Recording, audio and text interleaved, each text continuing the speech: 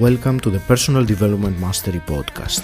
I'm Agi Keramidas and my mission is to inspire you to rise up, grow, stand out and take action towards the next level of your life. I interview leaders, influencers, entrepreneurs, authors, exceptional people who can and will inspire you to improve your life. Tune in for 2 episodes each week and make sure you subscribe to the podcast to get the episodes as soon as they are released. In today's show, I'm both delighted and excited to be speaking with Dan Clark. Dan, you are the CEO of Brain.fm, an app that leverages neuroscience and leading technology to create functional music that helps people focus, relax, and sleep on demand. To date, you've had over 2 million app downloads, with power users reporting a 200% increase in their focus. Your mission is to help people all around the world to actively improve their life by being able to tap into their desired mental states at will. Dan, it is a joy and a privilege to have you on the show today. I'm glad to be here. Thank you. Awesome. Dan, I would like to start with your story, actually, of how you became the CEO of Brain.fm, because I understand it's a passion-driven story of entrepreneurship, and I think it's also very inspiring. So please share your story with us. Sure. So, I've always been an entrepreneur, specifically in tech. So I dropped out of high school. I started making websites, started, creating different businesses where I could generate leads. And I realized that what I could do is I could help people achieve their goals while playing with computers all day, which was really fun. Started doing that for higher and higher profile clients. And then eventually ended up moving into advertising and being a digital director of an advertising company. I really optimized for, financial gains. And I found myself in a place where I wasn't doing anything that was helping people that I felt. And I actually used to teach martial arts, where I would help kids and help people transform from a shy kid or someone that's not confident into a confident leader. And I'm actually the same exact transformation story of that. I was very shy and a little chubby when I was a kid, and going through martial arts really helped me. And I think I became this person which I just wasn't proud of, because I wanted to help people more. So I decided to quit my advertising job, and I was looking for opportunities, and I came across Brain.fm. Mm-hmm. So I didn't start the company. I was one of the first users when it launched. And I remember putting my headphones in and taking them out and going, whoa, what just happened? And the reason why that was so compelling for me was because I used to work from 10 p.m. to 4 a.m. During the week, because that's when I could find my flow state where I could focus. I could do double the amount of work. And I remember trying it, and I was blown away because it wasn't 10 p.m. Mm-hmm. And I just remember taking my headphones out and being like, holy crap, this is going to change the world. Because it doesn't matter where you are in the world. It doesn't matter if you're, who you are. It just matters that we're human. And that's the fundamental approaches for that. So I ended up calling them 12 times and probably annoying the founders in the beginning, and was just so enthralled to work there. And because I had previous successes, I actually just started working for free. I said, what do you have to lose? And then from there started leading the tech team. A few years later, became CEO, and it's definitely been a wild story. Dan, can I go back a little bit before Sure. we move on? Because that is something I think it's important. You said that you started working for free, and obviously you were very much compelled or called. I can Mm-hmm. use that word to Sure. go into that when you use the app. So tell me a bit about this kind of, you said something about 12 calls and some, so yeah, it's a matter of, I want to understand that kind of perseverance that overcomes the rejection in this case. Yeah, so I think it just comes down to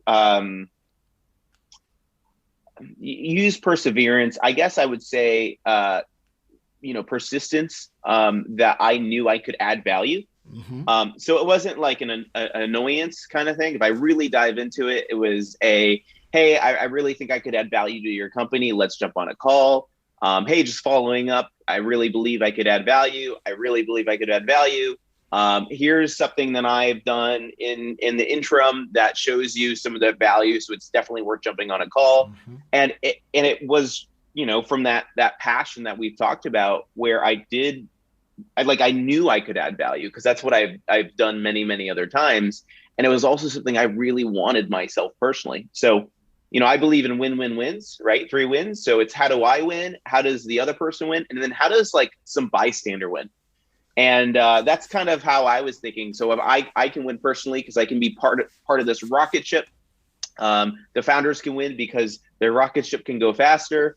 And then the users can win too, because then the product becomes better and we can go further. And, that's kind of how I always approach any kind of interaction.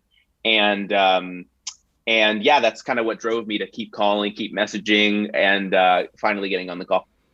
On reflecting now, did you feel called towards Brain FM? Yeah, I would say that. I definitely, I had something. It's like this company has been what I've been searching for a really, really long time. And then it came in front of my face, and then you're like, wow, it's kind of like, looking for a relationship and a significant other. And then they come across your face and you're like, this is it, and it's just so outstandingly true. And that's what happened with Brain FM. That's amazing. And I want to discuss about the app and the music in more particular in detail. Before we do that, I want to start a little bit earlier on. You say that you help, or the app helps people manage their mental state. So give me a little bit of information about, when you say mental states, what exactly do you mean, and why, even though I think it's obvious of the importance of being able to manage your mental state, but I would like your thoughts on that. Yeah, of course. So, mental states, there's so many of them, right? So happy, sad, joyous, angry, those are like emotional states that we know that, but they're a certain kind of mental state of frustration, things like that. Then you have these other working states where it's, in focus, or you're doing like, I guess a better thing is activity states. So it's activities that you're doing, and we perceive those and label them as like focus, relaxing, sleeping, working out, recharging, meditation, right? And there's all these different kinds of states that exist in us, right? We have really specifically gone under focus, relax, and sleep, because those are like the 3 categories of I think being human that everyone can kind of relate to. But yeah, it's really important to be able to control those, because we live in a world that our bodies and our minds were not created for. So, 50,000 years ago, we weren't in cities. we weren't having lights in our eyes. We weren't have phones in our pockets where people could message us all the time. And it's really hard to control our mental states, being surrounded by all of these distractions. And what we believe the power is, if I can give you the ability to control your mental state, then you can be the best version of yourself. So you can focus when you want to, you can sleep when you want to, and you can, be able to modulate between those different mental states. Which is great. And I think everyone can relate to times that they had to concentrate, but they couldn't, or wanted to sleep, but couldn't, or the other way around. So it's really important. Let's go then to the actual Brain FM app, and if you can give me an overview of how it allows someone to tap into their desired mental state. Sure. So I think first I should say that we're not the first ones that have tried this before. Mm-hmm. If you go on YouTube, you can search for binaural beats or isochronic tones, and you have Yes. thousands or millions of videos that people are trying to do this. Mm-hmm. The thing I like to say first is that the way we're doing it is not binaural beats or isochronic tones. It's actually a novel approach, which I'll get into in a second. Mm-hmm. But binaural beats and isochronic tones, they don't have the same effects that we're able to see in data and in experiments. fMRI EEG, we can get into that later. But this is something different. So the way it works from a high level is that in these different mental states, you can think of your brain having certain kind of patterns, right? These neural patterns. So you and I are talking to each other right now. We have a neural pattern of, being here recording in this podcast in the same way you would if you were in deep focus or meditation. And what we do is we have those patterns, we understand them, and we create music with certain kinds of rhythmic pulses in the music, Mm-hmm. which emulate those patterns, which your brain then mirrors and then can easily switch into. Mm-hmm. So if you're listening to our focus music, we make music that sounds good. It also sounds different because it's created differently with these rhythmic pulses. And these rhythmic pulses eventually your brain matches to them, and then you're easier to stay in that mental state. And we call that effect neural phase locking. Mm-hmm. And that's, I was reading about it actually, because I was telling you before we started, I find it fascinating because of my own academic background. And that Mm-hmm. was when there is coordinated activity between your neurons. That's how, so it made sense when I read Correct. it like that. Yeah. So what's happening in your brain is it's a process called entrainment. And what we're doing is entrainment. If you've ever seen like what do you call it? There's like metronomes, and they're Mm-hmm. on like two wheels, and you have them all at different times, right? Mm-hmm. What happens is they'll all sync together, right? Yeah. So we have electrical impulses in our brain, and they're all firing at different times. But through the process of entrainment, by listening to these patterns, we're actually able to align the functional networks of your brain to communicate at the same time, Mm-hmm. which allows us to influence the mental state and make your brain a little bit more organized to be able to switch into the next one on a deeper level. Mm-hmm. And there was another thing that I was impressed when I was reading, because personally, I'm not able to concentrate when I listen to music. I find it Mm-hmm. completely distracting. I know some people work with music, but for me, even driving with music, sometimes I find it distracting. I want to Mm-hmm. think. Yep. So I realized, because I have tried your app for a little while now, that it does not take my concentration away. So it's not distracting in other ways. So Mm-hmm. Can you explain that as well for me? How is it different than normal or the usual music? Yeah. So traditional music is really built for enjoyment, right? Mm-hmm. And it's built for perceptions of different things that we want to have, right? So if you play just the radio music and it's music really meant to be listened and to enjoyed, but not necessarily to be, let's say, focused to, right? Even focused music and other focused music that has been tried it before, it sounds like focused music, right? But it doesn't necessarily have the properties that induce focus. And that's really the difference on what we're doing. So we start from the ground up with those neural patterns that we talked about. And then we create with our composers in-house different kinds of soundscapes that we apply to those neural patterns. And what we're doing is we're following a specific set of rules, which we have from literature to show that these are the best things for focus, or really for any activity. Mm-hmm. So one of the easiest ones that people are probably aware of is lyrics. So if you have people singing or talking in music, you have to think that your brain, even if you're not paying attention, is actually still processing everything you're hearing. Mm-hmm. So it takes some of your mental energy to ignore that. And especially with music that we really enjoy, you want to dance to it. You want to sing to it. You want to, go with it. And that's a distracting effect as well. So we actually try to make music that sounds great and you'd want to listen to, but is actually not too good. And it's right on that line. But then it also has all of those scientific properties of amplitude modulations and 3D stereo and all those other things that also induce focus at the same time. Mm-hmm. That's great. And I'll do a little sidetrack here, because you mentioned about the literature, and I see that you place huge emphasis on the science first approach on Brain FM. So I read a great quote that you said that strong claims require even stronger evidence, and so I would like a comment on that. Yeah. So like I have said before, this effect of using music for purpose has been tried before, right? And binaural beats are something that a lot of people are familiar with, but in science, in research, they actually don't really have the effect that people believe, and it's more placebo, right?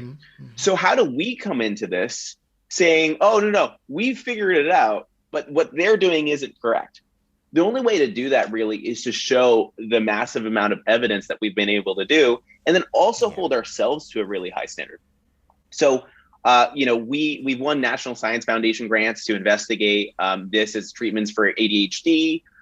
We have studied how this affects people with ADHD, Alzheimer's, and autism in the brain, as well as people without those mechanisms, and making sure that it works. We do fMRI, EEG, start tasking. So we're doing all of these different kinds of tests to make sure that someone can come to us and say, okay, I don't have to trust my gut kind of thing. I can look, I can read the science, I can see all the evidence, and then understand that they've done all the hard work for me. All I need to do is put this on and start working. And that's really why we hold ourselves to such a high standard. And I mean, selfishly, it's also because of me. Like, I want to make a product and I want to use the product and I want to know it works 100%. And that's one of the great benefits that we have, for being led, by people that really care and want to lead, neuroscience on this. That's the feeling I get looking at everything. Dan, I wanted to ask, you mentioned earlier that the music produces, I think you said, rhythmic pulses or patterns that induce eventually the state, the mental state. Is that related with the different kinds of brain waves, or is it a completely different topic? It is related. A lot of other things that people have done is they've tried to do, like, make music in certain, like, delta wave or stuff like that. We actually alternate between many of them in certain kind of patterns, but it does have to do with that. So the neural pattern that we have for focus is much different than sleep. And if you listen to our music, you can actually hear it. So you'll hear focus music is a little faster. It has a little bit faster BPM. And then all of the different kinds of pulses and stuff are faster as well. And then if you listen to our sleep, you'll hear much longer waves of music and much slower patterns inside of that music. And if you think about it, it makes sense, because when we're sleeping, we want to be, our brain is slower almost. And when we're working, it has to be faster. And that's kind of, what you can hear in the music. But what's really cool about it is that our music, we have all different types of genres. So it's not just, focus music. It's focus music that is electronic, or focus music that's classical or whatever, because the real thing is not about what the music necessarily sounds like. It's those modulations and those different pulses that we're adding to the music with it. There was another one that I enjoyed, that is the rain falling, and it's not even music, but it's lovely like that. Great. So just because I wanted to clarify that, so it's not as simple as I have a method that induces a kind of brain frequency in my mind that goes, for example, to beta or gamma or whatever it is. It's more, you say that the music goes in different of these areas. Yeah, so that's a great question. It is a little bit more complicated than that, because the brain is really good at normalizing, right? Mm-hmm. So what happens is if you have a stimulus, let's pretend it's a truck backing up, beep, beep, beep. 5 minutes, it's annoying, but after 5 minutes, you don't hear it anymore, right? Yeah. And then eventually when it stops, you hear the absence of it, right? Mm-hmm. And it's because our brains are designed for danger, right? So things that are in our environment that are new, which we call salience, we're very sensitive to. That's a property of sound, but it's also the same kind of thing that happens in your brain. So, people get, like, if they drink a lot of coffee, they get less sensitive to it, things like that. So if we only played like beta, for example, mm-hmm. what's going to happen is your brain's going to normalize to it, and then the effects are going to diminish. Right. So we're actually oscillating between different kinds of patterns and different kinds of, brain frequencies, if you want to call it that. Mm-hmm. And that allows us to keep a consistent state of, focus. And one of the things that we're looking for first off is always behavior. So, data is important, and we always lead by that, but it has to work, and people have to feel it, right? But we can see those effects by looking at fMRI. So if you look at different slices of the brain while they're listening to focus music, you can actually see predictably the blood flow into different areas of your brain that are specifically associated with higher levels of focus and concentration. I see. Thank you for that. Yeah, of course. I get it. And I'd like to, because I've used the app myself, so mm-hmm. the main mental state that I've triggered is focus, because I find it very important to be able to do that. Or for me, let's say, sleep is not really an issue. So I've used the app a couple of times to sleep, and mm-hmm. it was very effective, but I can't have much comment on it. Whereas with the focus in particular, I realized that it's hard to explain, but the music was like, it was not around me, it was more like in front of me, like the task that I was doing. So mm-hmm. it felt like it was drawing me, or drawing my concentration towards, in front of me, where was I looking. And I found that very interesting as an observation that, mm-hmm. You normally hear the music around you. And I suppose that's one of the reasons that someone needs headphones or earphones, so that you can position the sounds. Yep. So with that, it's all on purpose. We do that to make it so that you're really tunneled in on what you're doing. And there's certain kind of audio techniques that allow us to make the music sound like it's in front of you. Mm-hmm. If you listen to our relaxed music, you'll actually hear the music oscillate right to left, almost like you're in a hammock, very slowly, for similar kinds of reasons. Yeah. When we are making the music specifically, it's for headphones, because that's the highest fidelity of sound.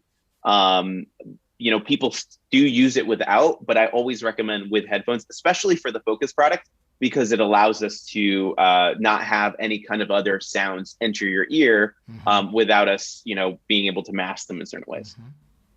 That's great. Do you want to tell me also about how the app can help with meditation, in specific meditation? Sure. So, as we said, we do focus, relax, and sleep. Really inside of relaxation is, recharge, chilling out, but also what you're saying is meditation. And meditation is really interesting because there's tons of apps that do meditation, right? So we don't believe it's our mission to teach you how to meditate.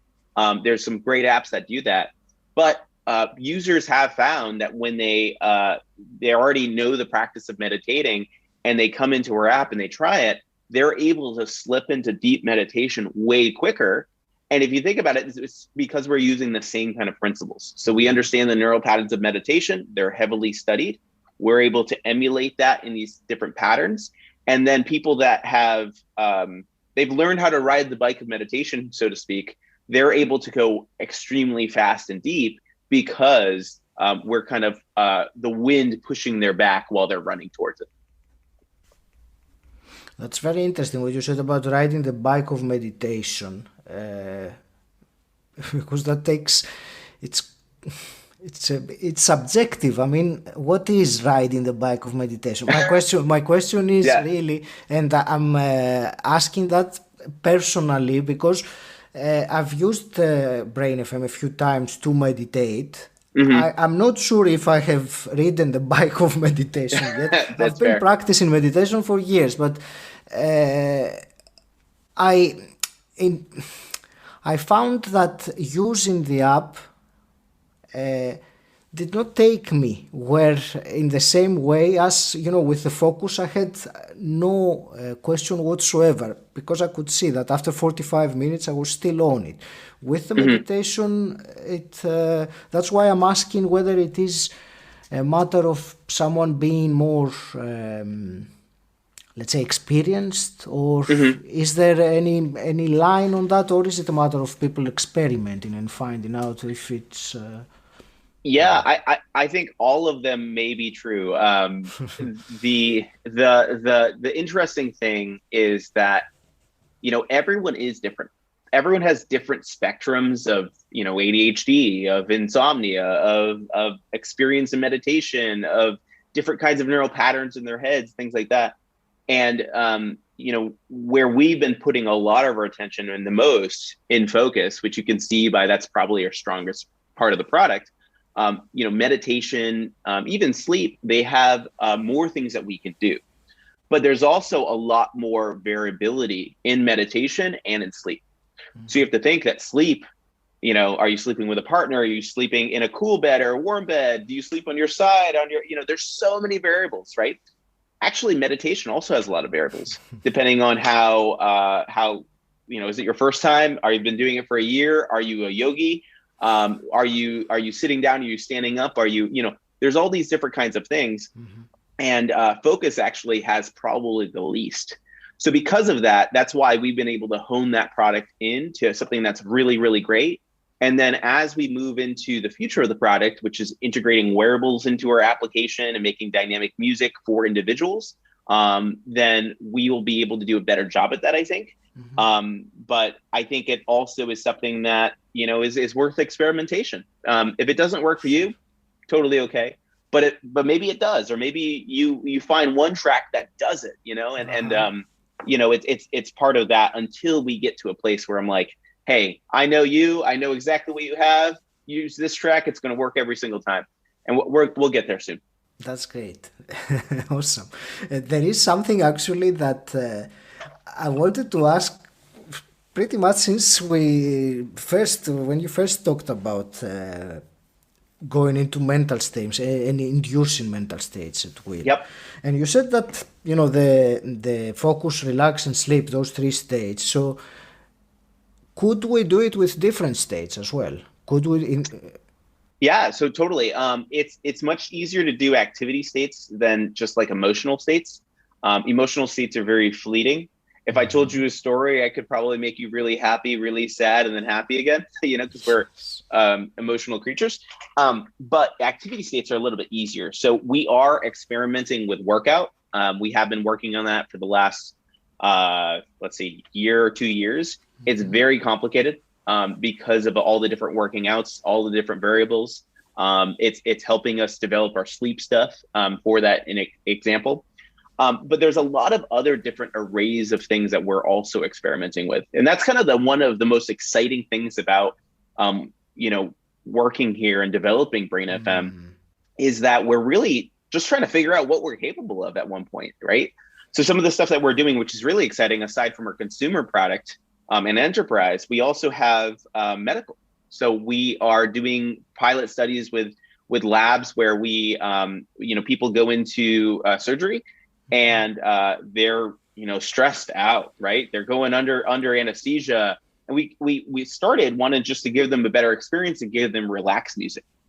So we started doing that, had great results. We did experiments. We did using psychological profiles called PALMs and things like that. We were able to show that we can beat the most relaxing sound in the world, song in the world. And that was really cool. But what's really, really interesting is when we started using that, we started giving them focus music or a specific type of focus music to help people wake up more, what's the right word? Controlled, I think, from anesthesia. Because I don't know if you've ever had surgery, but you wake up and you're like all foggy and things like that. And we started playing this wake up music. Mm-hmm. And doing that, the doctors were blown. Their mind was blown. They're like, what is going on? Because people are in our pilot study. So this is still inconclusive. It's not, it's the pre, before we go into an actual study. But people are waking up 200 to 300% faster from surgery. And the doctors are like, what is going on here? Mm-hmm. And so we're investigating that. We're investigating things with Alzheimer's. We're investigating things with stroke care. We're investigating things with some other stuff that I can't disclose right now. And we're really trying to figure out, okay, we know this works, right? We can see data on it, but how far can this actually go? And that's one of the really exciting things that you touched on that we are pursuing. But it's science is expensive and slow, and we want to make sure that because we are following science first principles, that we're doing it right. Mm-hmm. So it's definitely a lot of exciting stuff on the road for us. Sure. So if I leave the slow science and all that behind for a moment, aside for a moment, and focus purely on your vision for, let's say, 5 years from now, where do you see Brain FM? Yeah, great question. So there's some things I unfortunately can't disclose, but out of the things that I can, I definitely see Brain FM as being a consumer app that allows people to switch on. So being able to say, okay, I want to have, deep focus and come out of their app or on their on the website, click a button and get right into their focus state every single time. And then as I was talking about before, as we start learning about people with wearables and different kinds of other things that we can, gather from them, as long as people want to tell us, then we can really start deepening that, making custom music for you. So right now we do personalization and those kinds of things, but I want to go deeper and I make music specifically for Michael in Idaho, and that's different than Catherine in Brazil, right. and really want to push that. I think there's also opportunity for us to, really expand globally more than we have so far, because right now people do use this all around the world, but we're really only in English, and we want to go everywhere, because it doesn't matter if you speak English, French, or Mandarin. It matters that you're human because of the psychological or the physiological effects of these pulses. And really that's kind of the start of that. And then, with medical, we'll see. I think there's some really great opportunities for us. We're heavily exploring. And then, the time will tell how we get there. It's certainly truly fascinating times that we live in. Do you see Brain FM being impacted by emerging technologies like Neuralink? Great question. I don't necessarily see that being impacted personally. I may not be up to date as some of our neuroscientists on the team that have, definitely that, we work with and they kind of advise us and also develop this technology. But I think that Neuralink, from my understanding, has different aims. It has aims to, interface and to extend the brain to be able to do certain things, etc. And we're actually not trying to do that. We're trying to modulate the brain. So music is a great neuromodulator, and and it's one of the things we're very sensitive to as humans with, heightened sense of hearing. And really, we, I think, can live in both places because we're modulating and not necessarily doing some of the aims that they're doing. Yeah. Does that make sense? Yes, and may I add, music is also much less invasive than drilling a microchip inside your brain. 100%. 100%. Yep. Then there was one thing I wanted to ask in terms of, I will use the term hacks, because even though I don't really like that word, it's very much used, and people know that it's like a shortcut to, the desired outcome or state. So it's, I believe it's safe to say that Brain FM is a good productivity hack. So can you tell me, apart from that, from your experience, another productivity hack? Yeah, we probably don't have enough time for all of my productivity hacks. Tell me the number 2. So if Brain FM is number 1, what is number 2? Number 2 is by far creating strong habits. Okay. So it's not about so if you want really great productivity, it's not about working when you want to. It's working and training your body and your brain to work when you need to. Brain FM is a great training wheel, we'll say, for that, because it allows us to slip into that. But it's something that you don't necessarily ever have to get rid of, because the effects, they don't ever depreciate over time. If anything, they just appreciate as you use the service more and more. But what's really important is sitting down and developing habits. So for me personally, I start every morning with a nice coffee. I put on Brain FM and I journal. Write to-do list. I figure out what I need to do today. And then I go and I use Brain FM for the next, 90 minutes or so before I start my day. And I do that every single Monday through Friday, and sometimes a Saturday or a Sunday kind of thing. But now it's not I have to work. This is how I start my morning, every single morning. And that is by far the second most important thing I would advise anyone listening to this to do. I will agree with that 100%. The habits are, it's the key. Dan, I would like to ask you also some quick fire questions to start wrapping things up. Sure. The first one I always ask is, what does the term personal development mean to you? Yeah, so personal development means to me is always pushing and getting better every single day, is developing myself personally. I guess I can't say it for everyone else, but for me, it means that I am better today than I was yesterday or the day before that. And even if it's 1% better, that's something to celebrate. Awesome. And let's say you could go back in time and meet your 18-year-old self. You could give him one piece of advice. What would that be? I wouldn't talk to him. Sorry? I said I wouldn't talk to him. I think if I was given any of the answers, then I wouldn't, where I would be different than I am now. And would it be better or worse? I'm not sure, but it's something that I strongly believe that, you can't change the past. So if you think about that, or let's just go forward and move. And if I didn't learn the lessons then or along the way, I'm going to learn them in the future. I got to learn all these lessons. So yeah. Sure. No, I appreciate your answer, and I know it's hypothetical, and of course, yeah. Many people think of advice that they could generally give, like the distilled their advice. I mean, if I was going to tell some other 18-year-old today, I would most likely say, find something that you are passionate with, and find, when I was a kid, my parents always told me, you can do anything you want, and everyone says that, right? But I actually believe it's extremely true. And it just comes down to commitment and passion and perseverance to be able to achieve that.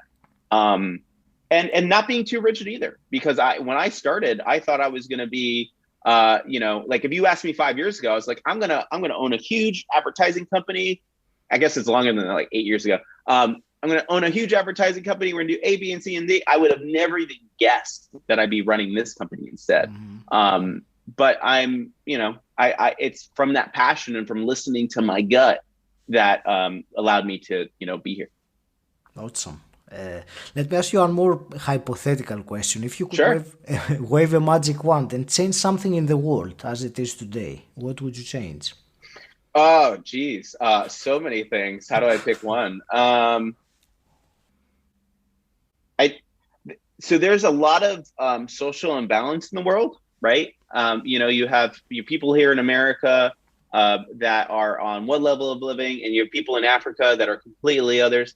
And the challenge in solving stuff like that is it's extremely challenging. Like a lot of really, really smart people that have a lot more money than you and I have tried, right? And it's super hard. And if I could wave a magic wand, it would be, maybe not fixing everything overnight. It'd be figuring out or starting that change, because there is a societal unbalance in the world. And I believe, as humans, we want to, one of our greatest achievements will be when we normalize society to, similar levels around the world. And I believe that is possible, but it's very challenging to do so. Sure. Even though I'm running a risk now, because I'm going to ask a question that maybe should not belong in a quick fire section, but Sure. I want to ask it because you grew a company, a tech company as a CEO, and I'm sure that you have gone through lots of ups and downs, I can only imagine. Is there one lesson that stands out from your experience as an entrepreneur and CEO of a tech business? Yeah, I think one of the biggest lessons is asking for support and being vulnerable. The more vulnerable I am, the better and faster Brain FM can move. And that has been a really challenging thing, and to flip from having all the answers to knowing all the things that you can do, to then started realizing the things that sure you can do, but can you do it now? Can you do it the best? Is there things that you don't know? And flipping that and becoming vulnerable and then sharing that with people that you trust is probably one of the biggest lessons that I've heard over the last 5 years. Thank you for sharing that. Then, emerging from this conversation we had today, if you were to give to the listener one actionable item, something that they can, implement straight away, what would you tell them? I mean, I would certainly tell them to try Brain FM. I think that's the easy thing. I'll give you another one as a bonus, but yeah, I mean, my story is true. Like I wouldn't have left my job or done all the ups and downs as we were just talking about, unless I truly felt this, and it's really amazing. So I definitely encourage everyone to try it. I think it's something that